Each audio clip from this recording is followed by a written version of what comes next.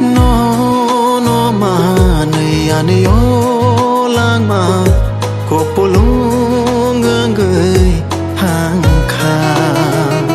nâng xa màu tông ghi khắc sắc mà mana tay mong xa thay ô bồ man ya thani ishiri sư nam khả nô nô thì à sang ni ba ghi NONO MANUI ani ô lang mà bộ lỗ người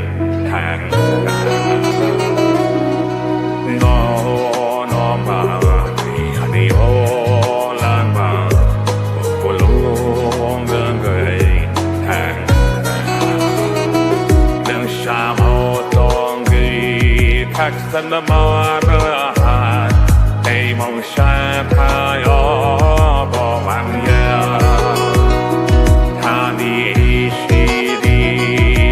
nam khả nô khi ai san đi ba đi nó ba